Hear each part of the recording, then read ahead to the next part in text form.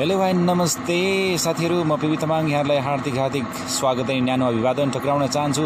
धेरै लामो समय पछाडि म तपाईहरुको बीचमा आवाज मार्फत भए पनि प्रस्तुत भएको छु। साथीहरू, खुसी लागेको छ। धेरै लामो समयदेखि लकडाउनको त सिलसिला चलि नै रहेको छ। यसको समयको सदुपयोग सबै साथीहरूले गरिराख्नु भएको छ। हुनसक्छ अहिले त धेरै साथीहरूको काम पनि सुरु भइसकेको छ। मेरो आफ्नो पनि काम सुरु भइसकेको अवस्था भन्नुपर्छ। 1 जुनबाट चाहिँ काम सुरु भइसकेको छ। साथीहरू देशमा हुनुहुन्छ, विदेशमा हुनुहुन्छ, जहाँ रहनु भए पनि तपाईहरु एकदमै सेफली बस्नु होला भन्ने अनुरोध गर्न चाहन्छु। तपाईँ मात्र होइन, तपाईँ पनि सेफ बस्नुहोस् र तपाईँको परिवारलाई पनि सुरक्षित बनाउनुहोस्, सुरक्षित राख्नुहोस् भन्ने अनुरोध आग्रह गर्न चाहन्छु। साथीहरू, आज यो आवाज मार्फत तपाईहरु सबको बीचमा आउनुको कारण चाहिँ के त भन्दाखेरि हाम्रो मित्र जयश्वर रिमालजीले प्रेषित गर्नुभएको थुप्रै कथाहरू छन्, थुप्रै साहित्यका सृजनाहरू उहाँ बीचमा पस्किरहनु भएको छ। व्यावसायिक रूपबाट उहाँ एउटा नेपाल सरकारको गभर्नमेन्ट अफिसर हुनुहुन्छ, एउटा ग्याजेट अफिसर हुनुहुन्छ पुलिसिङमा भने। उहाँ त अब डाइनामिक व्यक्तित्व भएको हुनाले कुनै पनि क्षेत्रमा उहाँले हात छोड्नु त कुनै पनि क्षेत्रलाई उहाँले छोड्नुहुन्न। त्यसैले सबै क्षेत्रमा उहाँको एकदमै दबदबा रहेको मलाई महसुस भइराखेको छ। त्यसमा पनि नेपाली साहित्य र सृजना अनि साङ्गीतिक यात्रामा पनि उहाँले केही पाइलाहरू अघि पहिले नै टेकिसक्नु भएको छ। धेरै खुसी लाग्छ। उहाँको तारिफ त जति गरे पनि कमै हुन्छ। आज धेरै तारिफ नगरौँ, सिधा मुद्दातिर कुरा गरौँ, सिधा विषयवस्तुतिर प्रवेश गर्छु। सबै साथीहरूलाई सम्झिन चाहेँ, सबै 30 जना सबै साथीहरूलाई यो ग्रुपभित्र म सम्झिन चाहेँ। हृदयदेखि एकदमै आत्मीयताका साथ हृदयदेखि एकदमै तपाईहरुलाई याद गरिरहेको अवस्था छ र यो कथा मार्फत पनि तपाईहरुलाई याद गर्न चाहन्छु। कथाको विषयवस्तु प्रवेश गर्छु। कथा लेख्नुभएको जयश्वर रिमालजीले लेख्नुभएको कथामा संयोगान्त र वियोगान्त प्रायः जसो हुन्छ। त्यसैले संयोगका ती पलहरू, संयोगका ती भावनाहरू, ती क्षणहरू यति मार्मिक र यति आनन्दमय, यति इन्टरटेनिङ हुन्छ। अनि लेटर अन पछि चाहिँ तपाईँको वियोगान्तले यति धेरै मन पोल्छ, यति धेरै वियोगको पीडाले छटपटाउँछ मान्छेलाई, श्रोतालाई, दर्शकलाई या पाठकलाई। त्यो उहाँको एउटा जबरजस्त विशेषता हो। यो साहित्यको उहाँको एउटा कलाको विशेषता पनि हो। यस्तै कथाहरूले एकदमै मन छुन्छ। यस्ता कथाहरूको सृजना फेरि पनि हामी पाउँछौँ, हामी आशा गर्छौँ र भविष्यमा पनि थुप्रै यस्ता कथाहरू सृजना गर्नुहुनेछ भन्ने आशा र अनुरोध गर्दै आज मलाई तपाईहरूले लगभग 12-13 मिनट जति समय दिनुपर्छ कथाको अन्तिम हुनका लागि। कथाको सुरुवातदेखि अन्तिमसम्म साथ दिनु होला है त।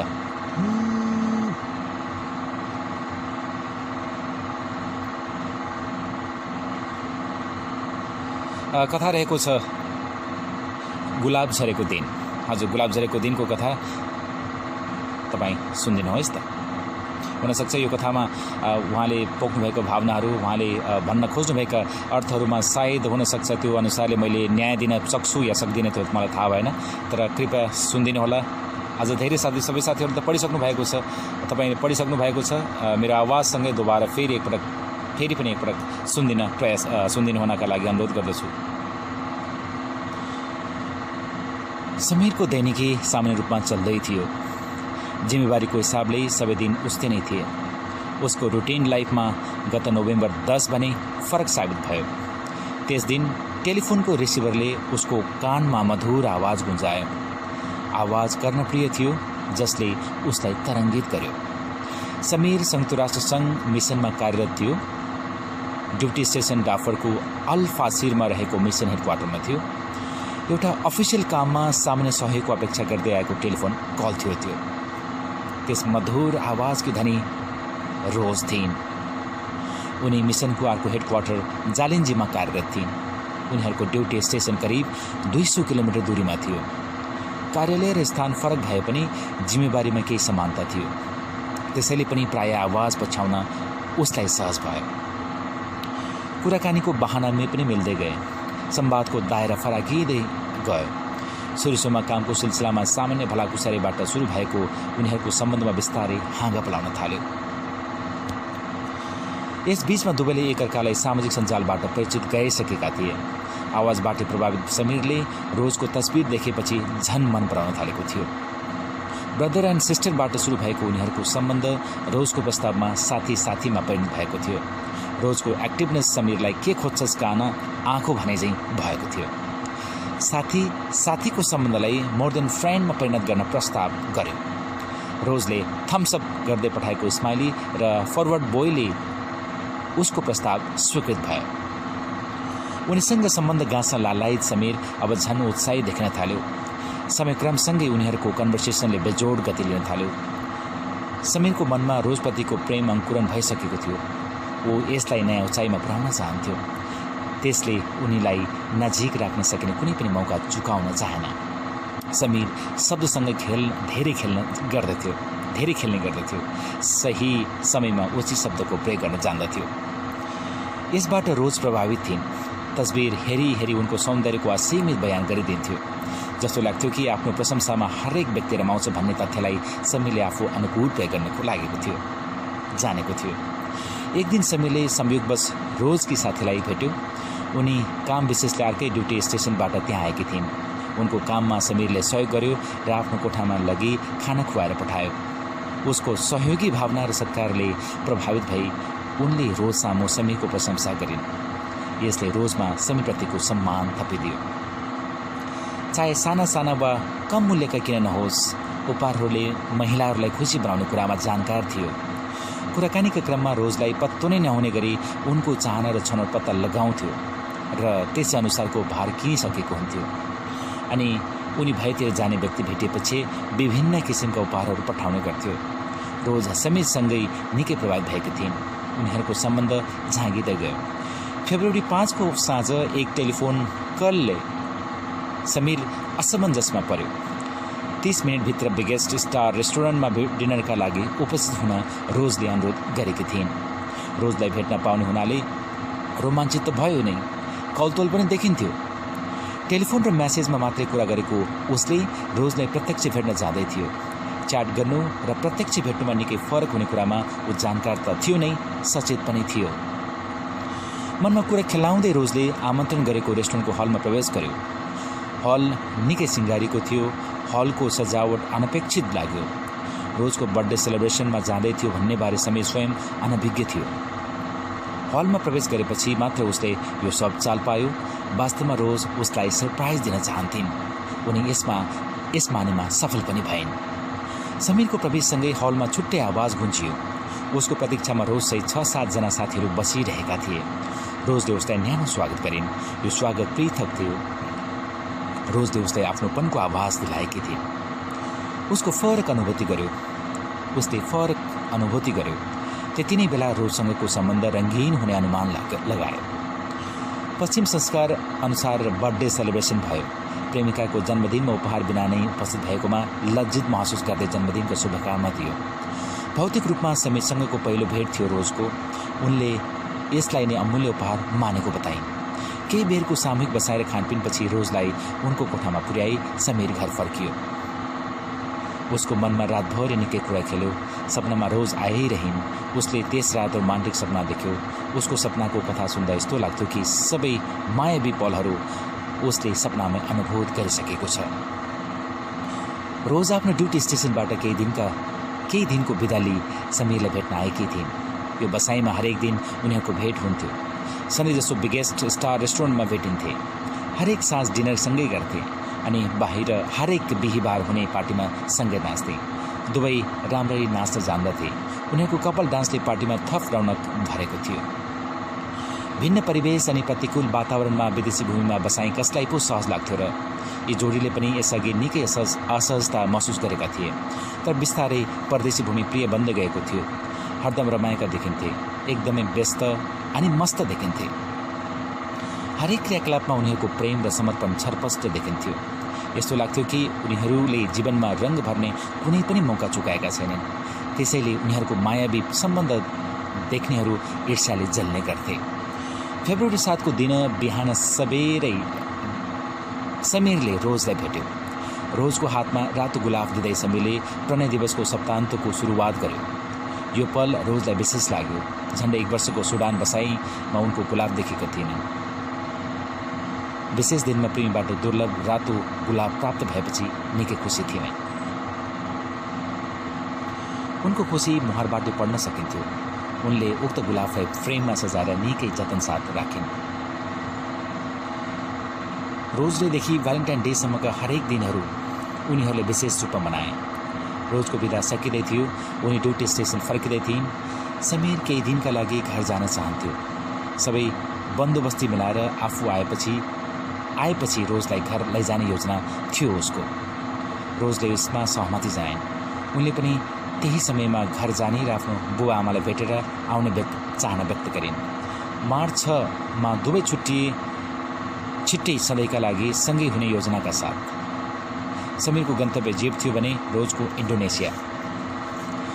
त्यसौं वसन्तसम्म एक्लै बिताएको उसलाई कुनै पनि स्वदेशी महिलाले आकर्षण पैदा गर्न सकेकी थिएनन्। तर भाग्यको खेल हो या उसको नियति, परदेशको कार्यभूमिमा विदेशी महिलासँग प्रेममा बाँधिएको थियो। रोज एक डिभोर्सी महिला हुन्। उनले गत वर्ष मात्रै दाम्पत्य जीवनको अन्त्य गरेकी थिइन्।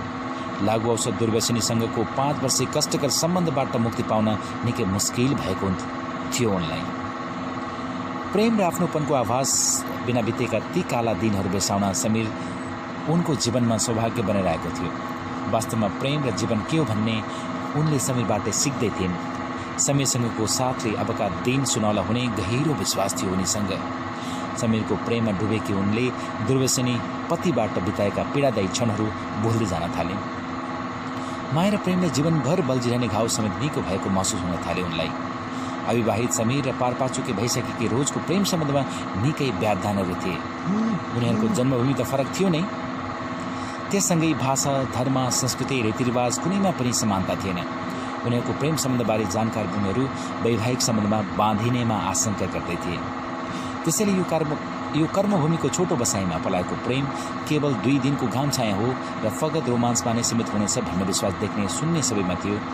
तर उनीहरूको अगाध प्रेम र समर्पणले सारा समानता चिर्दै सामूहिक जीवन जिउने बलियो आधार प्रदान गरेको थियो। समीर आफ्नो विश्वासमा दृढ थियो। उसले नोकरी र विवाहलाई व्यवस्थापन गर्ने योजना बनाइसकेको थियो। छिट्टै उनीहरू बीचको सम्बन्धले औपचारिकता पूरा गर्नेमा निश्चिन्त थियो। समीरको परिवारमा आमा र ऊ मात्रै थिए। बाबुको हृदयघातका कारण स्वर्गवास भएको थियो। उपचारको क्रममा निकै खर्च भएकोले ऋण तिर्ने आमाले घर बेचेकी थिइन्। त्यस यता उनीहरू डेरामा बस्दै आएका थिए। समीरमाथि आमाले निकै ठुलो सपना बुनेकी थिइन्। उनको जिउने आधार नै समीर थियो। बुढेसकालको दरिलो सहारा हुने विश्वास समेत गरेकी थिइन्। संयुक्त राष्ट्र सङ्घीय मिसनमा काम गरेपछि उसले केही पैसा जम्मा गरेको थियो। एउटा घर किन्यो अनि छिट्टै बुहारी लिएर आउने आश्वासनका साथ आमालाई नयाँ घरमा बसाई मार्च 15 पुनः विदेश फर्कियो। रोज 17 फर्किँदै थिइन्। अर्को महिना समीरसँग इजिप्ट जाने योजना थियो। त्यसैले मार्च 16 रोज सपिङका लागि निस्किन्। साँझपख घर फर्किने क्रममा मौसममा अकस्मात परिवर्तन आयो। कञ्चन नीलो आकाश क्रमशः बादलले ढाक्दै थियो। अकस्मात बिजुलीले बतास चल्न सुरु गर्यो। तुफान सरी आएको बतासमा लपेटिँदै हतारिँदै घर पुगिन्। कोठाको झ्याल खुल्लै थियो।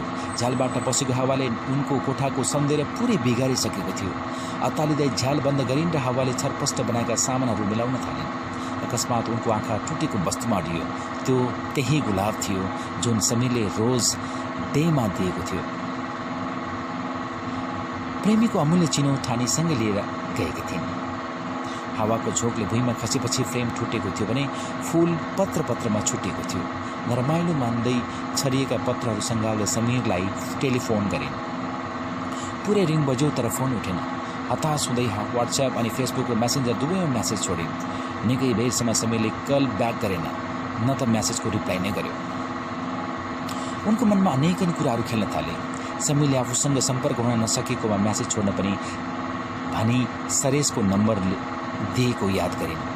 सरेशबाट समीर हस्पिटलमा भएको जानकारी पाई मर्माहत भइन्। भोलिपल्ट उनको फ्लाइट थियो। उनी जतिसक्दो चाँडो आएर समीरलाई भेट्न चाहन्थिन्। मोबाइलमा एकहोरो हेरेर टोलाउँदै थिइन्। इमेलको नोटिफिकेसनलाई झस्कायो। उनले भोलिपल्ट यात्रा गर्ने एयरलाइन्सबाट आएको इमेल थियो। खार्तुम एयरपोर्ट बन्द भएकाले उनको फ्लाइट रद्द भएको सूचित गराएको थियो।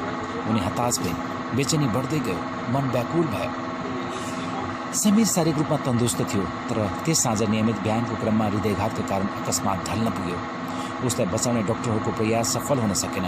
उसले अल्पायुमै मृत्युवरण गर्यो। साथी वियोगको पीडालाई आत्मसात गर्दै सरेशले समीरकी आमा र रोजलाई दुःखद खबर सम्प्रेषण गर्नु थियो।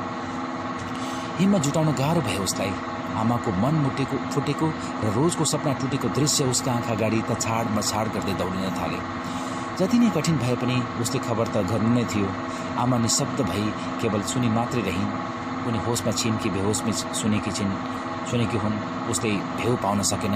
उनका निशब्द वेदना उसले पो कसरी अन्दाज लगाउन सक्थ्यो र? उता यो खबरले रोज विक्षिप्त भइन्। उनका जीवनका सारा रङ उडे। क्षणभरमै उनका सपना खरानी भए। प्रिय मानिसको वियोगमा पीडा र आक्रोशको मिश्रित भावमा एकहोरो चिच्याइरहिन्। उनलाई पुनर्जीवित दिने समयको प्रेम सदाका लागि अधुरो रह्यो।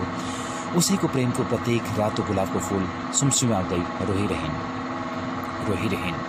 चिरकालसम्म उनको मुटु बिझाउने त्यस घटना गुलाब झरेको दिन बनेर उनका मनमा बसिरह्यो। गुलाब झरेको दिन बनेर उनको मनमा बसिरह्यो।